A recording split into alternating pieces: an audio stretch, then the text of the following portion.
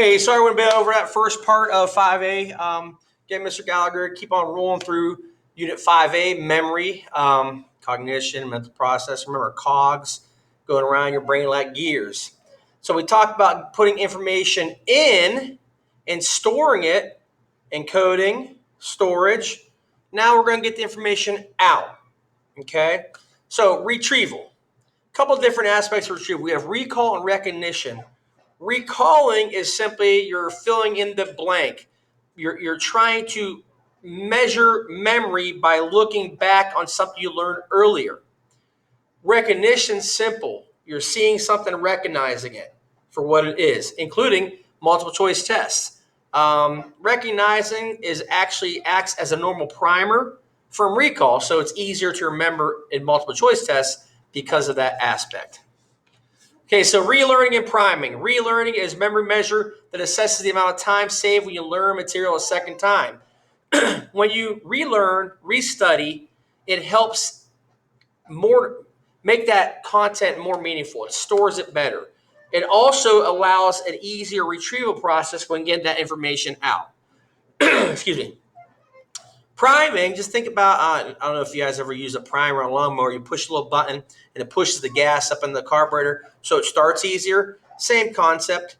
Priming is activation, sometimes unconsciously, when you smell something, see something, hear something of a particular association with the memory. We prime to access memories that are stored that we might struggle with. All right. And you do it all the time. You see something, you're like, oh, that reminds me. Or, oh, I remember what that is. Priming helps us retrieve that stored information.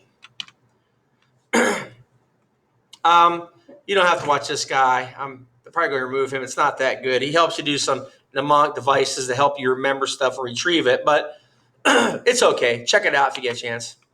All right. Deja vu. I've experienced this before.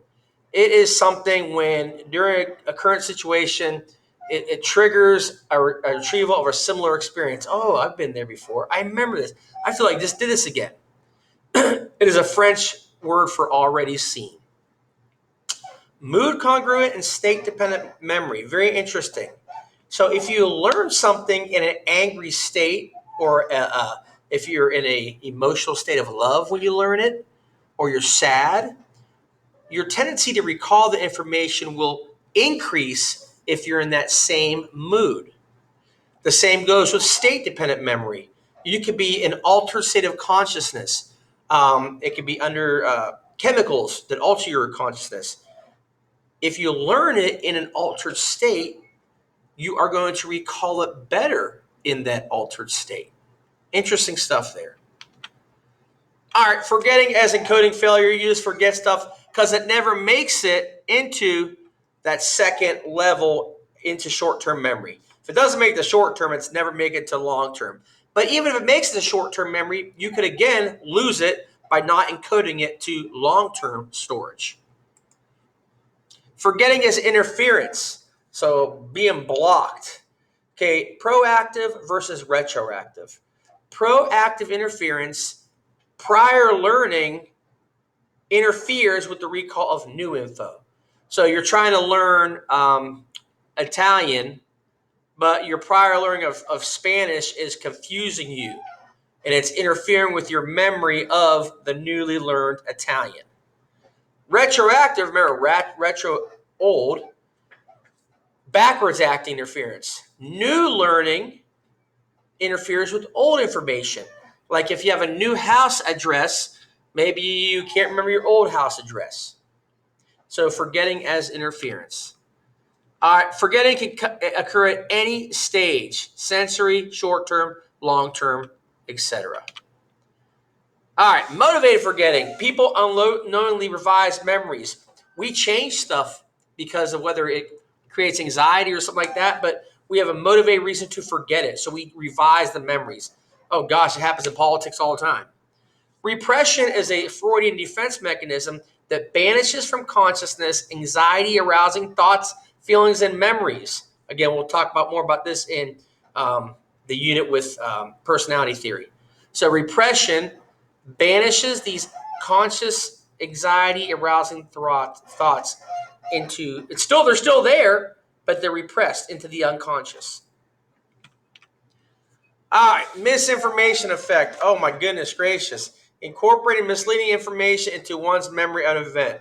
Somebody tells a story, it gets messed up because of this effect.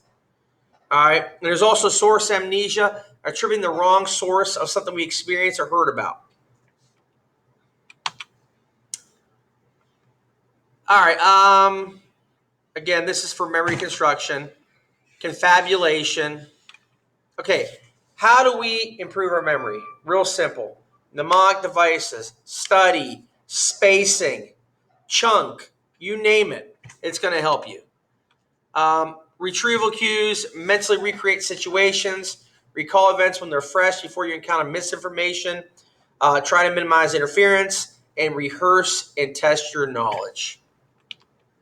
Oh, we did it. Unit 5A, Part 2, Unit 5A, done.